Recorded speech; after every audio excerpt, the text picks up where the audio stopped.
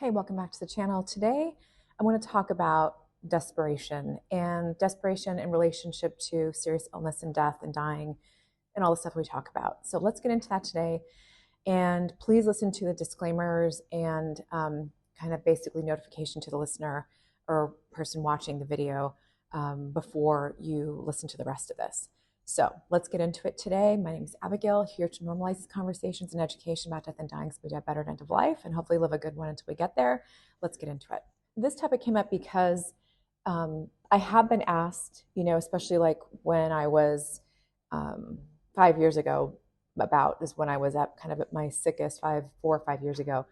And I talk about in some of my other, when I share this, feeling a real sense of feeling a lot of fear and really feeling like I was losing at this battle that I was trying to do to keep my health going. And it seemed like every single thing that I did, I would maybe take a step forward and then take not just two steps back, but sometimes it felt like three or four. And there was always like another diagnosis to work on. There was always, there were always more labs, there were more medications, there were more consults and visits and things like that. And I just got beyond exhausting, and I was also feeling terrible and trying to also, because I was also very emotionally and physically exhausted. It was really hard for me to just like, not just hard, but it was just exhausting to manage all my medications. And at that point too, I was seeking everything possible, not only in the conventional medical sense, but also in the non-conventional, type of healing, other holistic stuff, which added a bunch of supplements and a bunch of other testing too to it.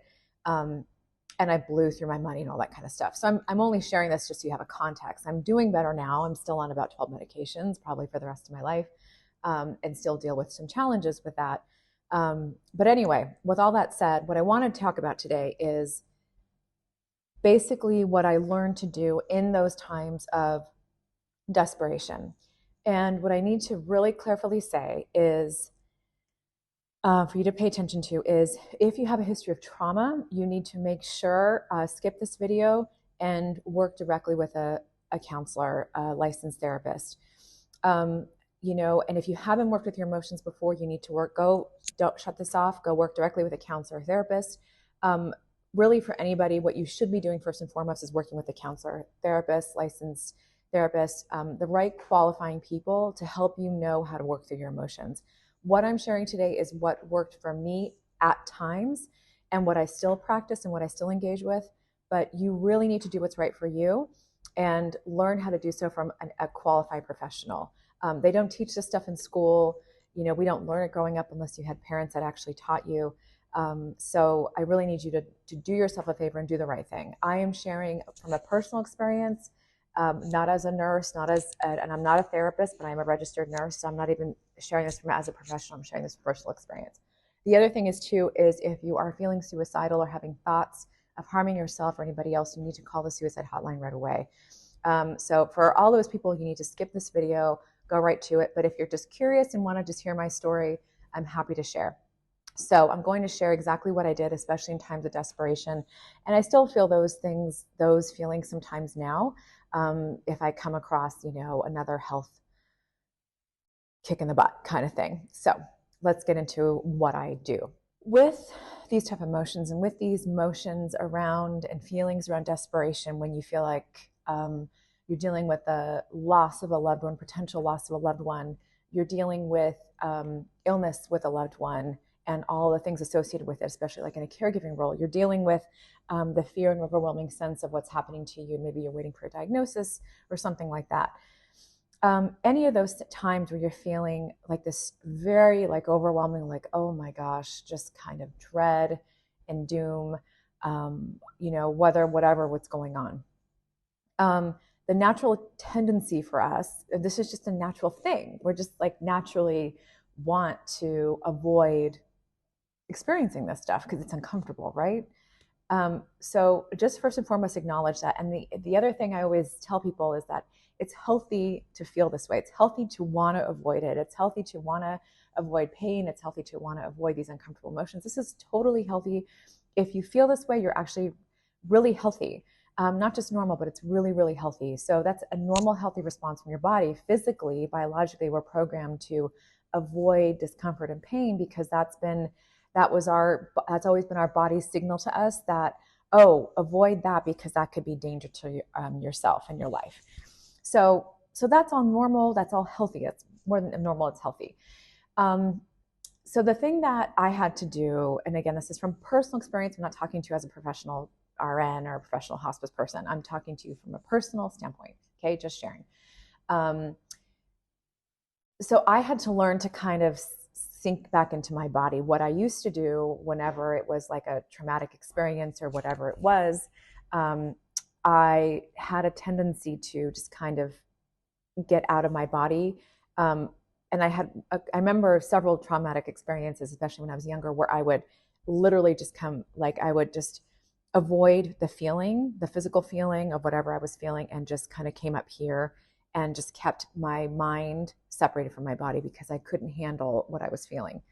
It was overwhelming. And that was a protective mechanism, very kind of expected, especially in like a younger person who doesn't really know what to do, with their emotions and what they're feeling. So what I had to do was learn how to get back into my body and feel what I was feeling. Um, and even when I was feeling these moments of like desperation, I remember speaking to my somatic therapist with whom I still work because I found a lot of value working with him.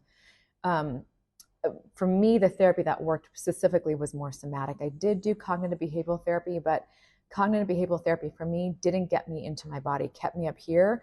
And I was able to understand and all of that kind of stuff that was going on. I mean, cognitively I could understand, but I couldn't understand why I still felt this kind of like traumatic type of feelings, the tense and all that kind of stuff that I would feel. So my therapist would walk me through going into my body and sitting when I would go to him and I was saying, I feel this overwhelming dread, impending doom. And we wouldn't try to dive into it right away. We would just sit like on top of it. And sometimes I would feel like a block here, like I didn't really know what I was feeling. So we just sat at that block, sat at the top of that doom, whatever it was that I was feeling, and just didn't try to force myself into it. And if I tried to bounce away, just tried to kind of sit back on top of that and not try to go in and try to figure it out where it was from, none of that, but just sit on top of that and just spend time sitting on top. And if I kind of pulled away, just had to kind of sit back on top. If it became overwhelming, we did what was called grounding exercises. You might have heard of this, if you're kind of into this might show up on your feed, but grounding exercises are things to ground you. So yes, deep breaths, but sometimes it's like naming 5 things that you see. Look around you, you get out of your body for a moment to take a break and you look around you and you name 3 or 5 things that you see. I see a vacuum cleaner, I see a candle, I see lights, I see a bottle of water, things like that. Other kind of grounding exercises, you can go through your senses. I see something, I smell something, I hear something, I taste something, I feel something. You can do that too.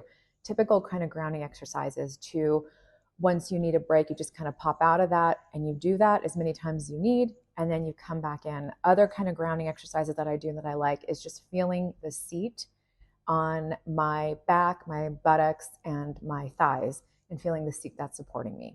So because we so naturally want to remove ourselves from these emotions is when we have to find a place and time when we're not hopefully too physically exhausted or stretched or emotionally drained to start to work with them. And for me, it was never about trying to figure out where these emotions came from because in my history, I had several incidences, more than several, it's like a bunch of them. And going and trying to find out and thinking about it and cognitively trying to make sense of it didn't work. I had to really work with my body and the natural tendency for my body to get into this kind of fear and freeze type of responses that I kept experiencing. So it was working with my body, getting inside my body. And what I have to tell you is the most interesting thing and the most amazing thing for me, really the most amazing thing, was starting to and I had a moment, and it wasn't like this, these moments aren't like boom moments for me. I wish I could have these like, whoa moments, but they were these small ones, but they were still but profound. So I remember just sitting there and just thinking, whoa, I can have a home here in my body. And what better place to have a home within the home that your essence is in, your soul is in, whatever you believe. For me, I feel like it's a soul essence or something. And it's my home for this lifetime and until I'm dead, until my physical body dies. I only want to share this because it was the coolest thing for me. And I haven't figured it all out yet. I'm still in the process. But through my own health journey with my emotional health, not just my physical health, that's a whole other thing, but with my emotional health, the coolest thing was I discovered two things. One was feeling more at home with my body and feeling like I could be a little bit safer in my body and develop a home within it. So whatever's going on with the rest of the world, because the outside environment is going to do what it's going to do, I always can find refuge within my body. And what it was, my health journey with my physical challenges and illness and medications and all that kind of stuff really was germane to becoming healthier emotionally. So now I really see that my emotional health, mental health are just as important as my physical health. So now the second thing was that I really discovered was when I paid attention to my physical health, it was like really paying attention to what my body was trying to inform me on. So emotions, especially these overwhelming emotions I had around fear and kind of all this other stuff, when those popped up, that I looked at that now as information. And through work with a professional that I still work with, a somatic therapist, I was able to stop rejecting, because I started to look at this as like, if I keep pushing this down or avoiding it, I'm rejecting a form of myself, a part of myself. So let's stop rejecting that part and let's pay attention to it. And like I always say, please, please, please, always make sure, if you can, start to work with a professional licensed therapist, counselor, so that you really learn how to work with your emotions. I'm still on my journey. Hopefully you're on yours, and hopefully you get everything that you need out of it, because you deserve to live the most awesome life. I talk about, death and dying, but part of having a really good death is having an awesome life and having a life that is meaningful to you, whatever that means and whatever that looks like. You deserve it all. You deserve it all, everything. And I love you, and I'll talk to you soon.